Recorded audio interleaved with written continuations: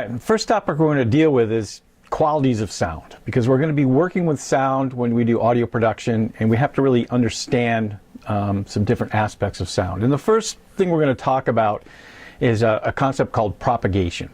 And propagation is important because it's actually defined as sound moving through a medium.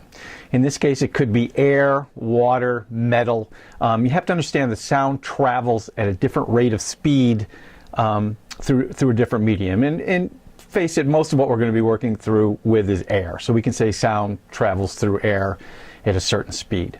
Our brains are amazing at understanding what direction sound's coming from the, the right or the left or above, below, behind, in front. And all this can be done in the stereo field using effects and delays and reverbs. So how fast does sound travel? Now, when we say sound travels through air, we really have to, if we're going to get picky about it, we have to say, well, it depends on, the temperature, the humidity. Obviously, sound in Denver, when it's above sea level, is going to travel at a different rate of speed. But in general, you'll see a thing that'll come up, hopefully over my left shoulder here. And the speed of sound, 340 meters per second, 1 foot per millisecond, 1 kilometer every 3 seconds, and 1 mile every 5 seconds. Now, I don't want you to memorize these, but I really want you to be aware of, that sound does travel at different rates. I'm a scuba diver. It's interesting to me when I'm underwater in how much more quickly sound travels through water than it does through air. But this concept of sound traveling through a medium is what we call propagation. So, and propagation by definition is movement from one aspect to another. So let's talk about the next concept I want to talk about is something called amplitude. And amplitude is how wide the sound is moving or how much it compresses. When we think about compression, we think of pushing something down or rarefies. When we think about rarefication, we think about expanding something. And you're going to do both compression and rarefication when you're working with audio. Here's an example up here, again, hopefully, of what a sine wave, which is the simplest sound source, looks like when we graph it out. And that's basically the amplitude, how large or small that wave is getting. We tend to think of waves as being waves on a water or a flat surface with vibrations on top of it. And moving at a perpendicular or right angles to the surface, not in the same direction. And this is called a transverse wave. And I'm going to demonstrate this by looking and showing you a slinky. If you were to move a slinky across a table, and I'll do that in just 1 second, that would be an example of a transverse wave. It's like a wave on water. The next wave we're going to look at is something called a longitudinal wave.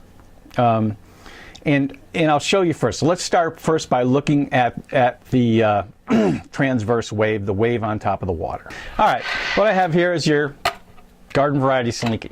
And let's talk about the difference between a transverse wave and a longitudinal wave.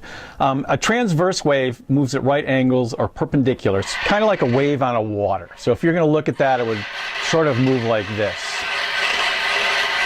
And when we're talking about amplitude of a wave, the larger our wave, the larger the amplitude, or the more we perceive it as being louder.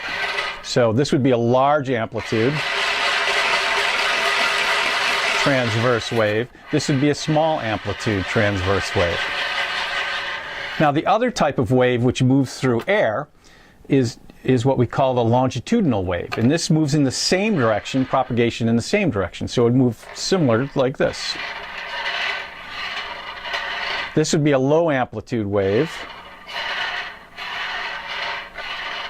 And this would be a high amplitude wave, where we're actually getting more movement across.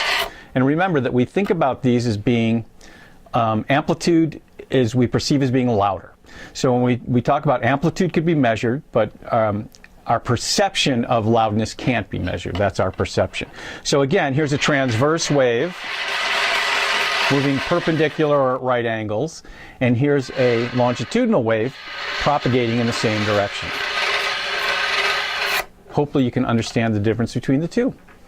Okay, now that you've seen this, basically you want to think about the larger the amplitude gets, the louder we perceive the sound. The larger the amplitude, the louder we perceive the sound to be.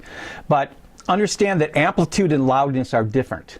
Amplitude can be measured on a computer or another instrument, whereas loudness is really our perception of what that sound perceives to be. And in the next section, we're going to talk about decibels and that whole concept. But understand the difference between amplitude and loud.